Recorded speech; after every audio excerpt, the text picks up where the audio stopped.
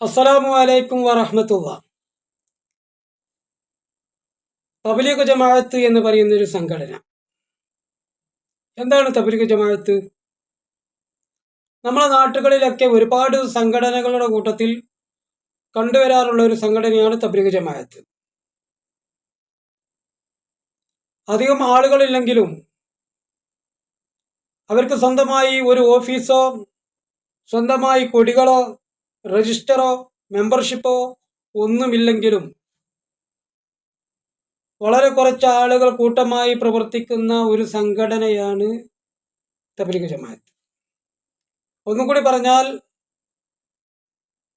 1863 ഉത്തർപ്രദേശിലെ മുഹമ്മദ് ഇല്യാസ് എന്ന് പറഞ്ഞ ആള് ജനിക്കുകയും ആ മുഹമ്മദ് ഇല്യാസ് സ്ഥാപിക്കപ്പെട്ട ഒരു സംഘടനയുടെ പേരാണ് തബ്ലീഗ് ജമാഅത്ത്.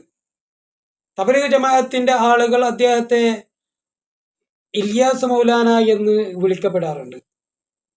ആ മുഹമ്മദ് ഇല്യാസ് രൂപീകരിക്കപ്പെട്ട സംഘടനയാണ് തബ്ലീഗ് ജമാഅത്ത്. തബ്ലീഗ് ജമാഅത്തിനെ സംബന്ധിച്ചിടത്തോളം അവർക്ക് ഓഫീസുകളില്ലെങ്കിലും അവർ ജമാഅത്ത് എന്ന് പറഞ്ഞിട്ട് 3 ദിവസം 7 ദിവസം 14 ദിവസം 40 ദിവസം ഇനി അതിൻ്റെ അങ്ങേപ്പുറത്തേക്ക് വല്ല ദിവസം ഉണ്ടെങ്കിൽ അതൊക്കെ ഇങ്ങനെ പോകുന്നതായി നമ്മൾ കാണാറുണ്ട്. ഇന്ത്യയിലായതുകൊണ്ട് തന്നെ അവർക്കുള്ള പുസ്തകങ്ങളൊക്കെ ഉറുദു ഭാഷയിലാണുള്ളത്. മലയാള ഭാഷയിൽ ഉണ്ടോ ഇല്ലെന്ന് എനിക്കറിഞ്ഞുകൂടാ, ഞാനത് നോക്കിയിട്ടില്ല. ഏതാണെങ്കിലും തബ്ലീഗ് ജമാഅത്തിന്റെ പ്രവർത്തനം നമ്മളെ ഏരിയയിലൊക്കെ ഉണ്ട്, നമ്മളെ ഭാഗത്തൊക്കെ വരുന്നുണ്ട്. തബ്ലീഗ് ജമാഅത്തിൽ ബൈഅത്ത് ചെയ്ത ആളുകളുമായി നമ്മൾ സംസാരിക്കാറുണ്ട്. സത്യത്തിൽ ജനങ്ങൾ മനസ്സിലാക്കിയതുപോലെ തബ്ലീഗ് ജമാഅത്തിന്റെ ആളുകൾ എന്ന് പറയുമ്പോൾ സമൃദ്ധമായ താടി, തലപ്പാവ്, വലിയ കുപ്പായം,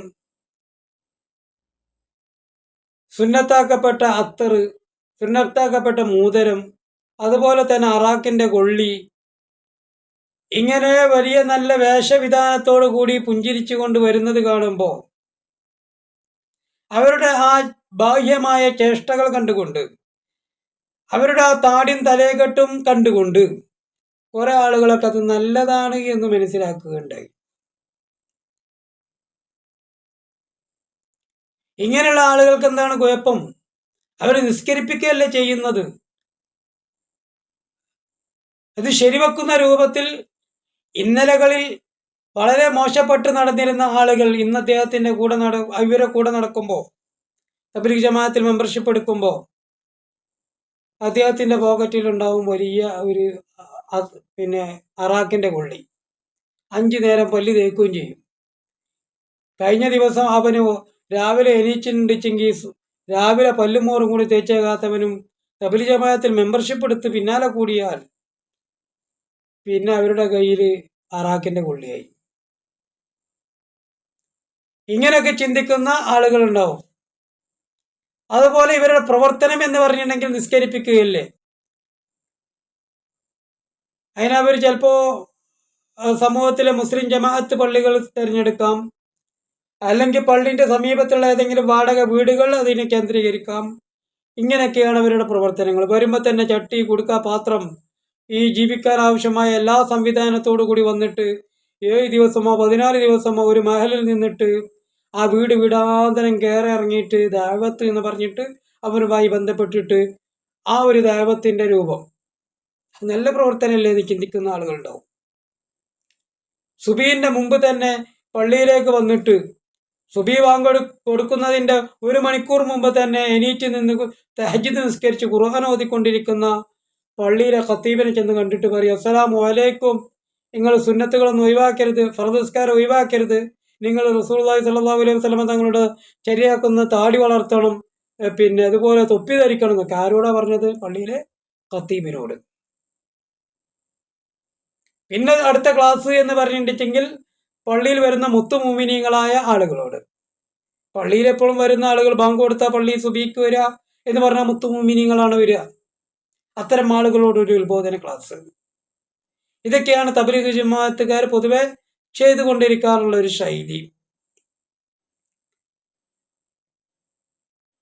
ചില ആളുകൾക്ക് അവരുടെ ക്ലാസ് കേൾക്കുമ്പോൾ, ഇപ്പൊ ഈ അടുത്ത കാലത്ത് എൻ്റെ നാട്ടിൽ നിന്ന് തബ്ലീഗ് ജമാഅത്തിൽ പോയ ഒരു വ്യക്തി എന്നോട് പറഞ്ഞു, 40-45 കൊല്ലക്കാലം നമ്മളെ കൂടെ ജീവിച്ചിട്ട് അയാൾക്ക് ഈ താടി സുന്നത്താണെന്ന് മനസ്സിലായിട്ടില്ല, ആരും അതിൻ്റെ ഫളീലത്ത് പറഞ്ഞു കൊടുത്തിട്ടില്ല. തബ്ലീഗ് ജമാഅത്തിന് പോയപ്പോഴാണ് അത്രേ താടി സുന്നത്തുണ്ടെന്ന് അദ്ദേഹം മനസ്സിലാക്കിയത്. അങ്ങനെ കുറെ ആളുകൾ നമ്മൾ പറഞ്ഞു കൊടുക്കഴിഞ്ഞിട്ടല്ല. ഞാൻ പറഞ്ഞു നമുക്കൊക്കെ താടി കണ്ട അതുപോലെ എത്ര ആളുകൾ താടിയുണ്ട്, അവരൊക്കെ വെറുതെ വെക്കുന്നതല്ല. അത് റസൂലുള്ളാഹി സ്വല്ലല്ലാഹു അലൈഹി വസല്ലം തങ്ങളുടെ ചര്യയാണ്, സുന്നത്താണ് എന്ന് പറഞ്ഞപ്പോൾ അദ്ദേഹം പറഞ്ഞത് പ്രകാരം എന്നോട് പറഞ്ഞത് അത് ഫളീലത്താണ്, ഞാൻ അറിഞ്ഞിട്ടില്ലായിരുന്നു, അറിഞ്ഞത് ഈ പറഞ്ഞ തബ്ലീഗിൽ ചേർന്നത് കൊണ്ടാണ്. അദ്ദേഹത്തിന് അങ്ങനെ ഒരു തോന്നൽ.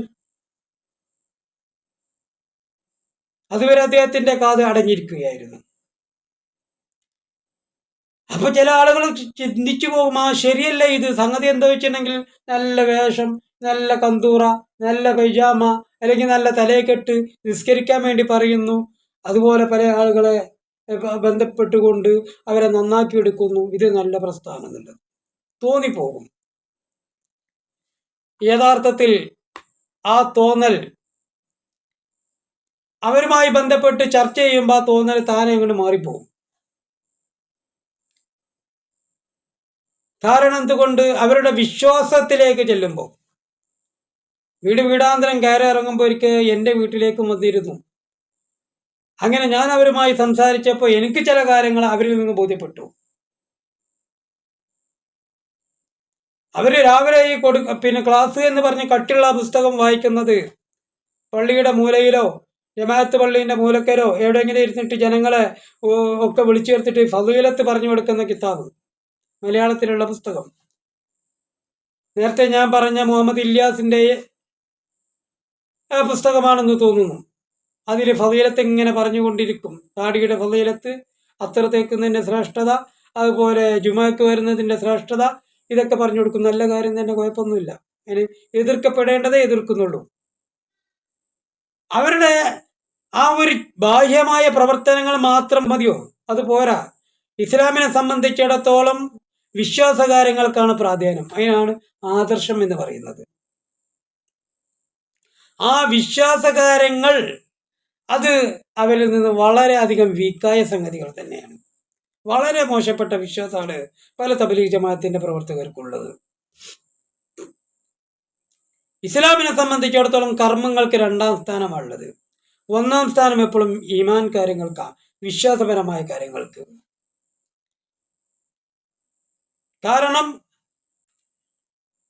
ലാ യഖബ്ബലുല്ലാഹു മിനൽ ബിദഇ, ബിദഅത്തുകാരിൽ നിന്ന് അല്ലാഹു സർഫൻ വല അദില, അല്ലാഹു സുബ്ഹാനഹു വ തആല അവരുടെ നിസ്കാരവും വിശ്വാസം ശരിയാക്കാത്തവന്റെ ഫറലായ സുന്നത്തായ ഒരു അമലും അല്ലാഹു സ്വീകരിക്കുകയില്ല. ഈ ഒരു സംഗതി തർക്കമറ്റ വിശ്വാസമാണ്, എല്ലാവർക്കും അറിയാം വിഷയം.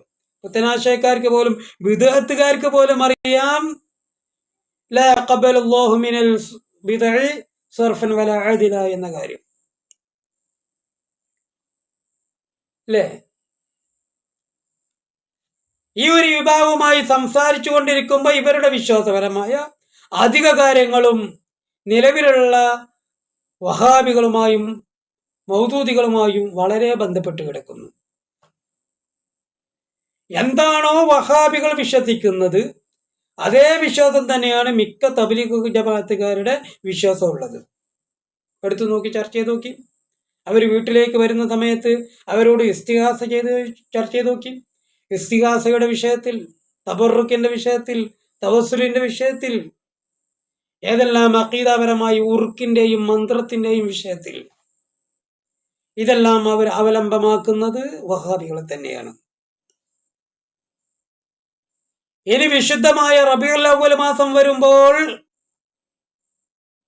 വഹാബികൾ എന്ത് നിലപാടാണോ സ്വീകരിക്കുന്നത് അതേ നിലപാട് തന്നെയാണ് തബ്ലീഗ് ജമാഅത്തുകാർക്കുള്ളത്.